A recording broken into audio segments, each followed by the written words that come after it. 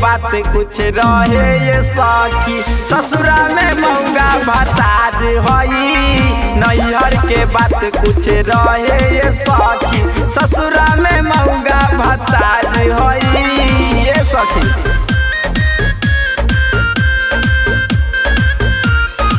Music by Amir Films।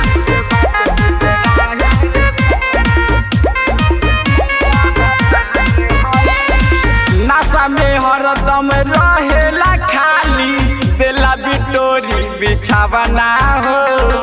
तरपत रहीला हम हुए सखी, से जिया पर रोजीना हो, से जिया पर रोजीना हो। नशा में हरदम रहेला खाली, देला बिटोरी बिछावना हो।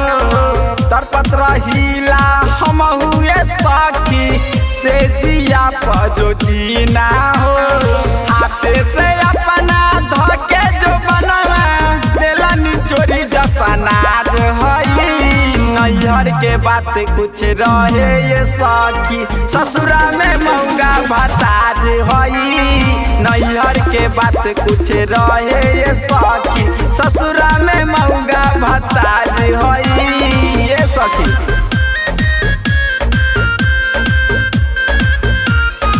Music by Amir Films।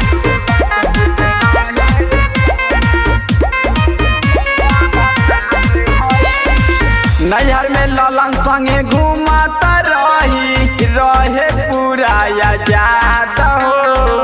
शादी भइल बा जहिया से ओकर, जिंदगी भइल बर्बाद हो। नैहर में ललन संगे घूमता रहे पूरा आजाद हो।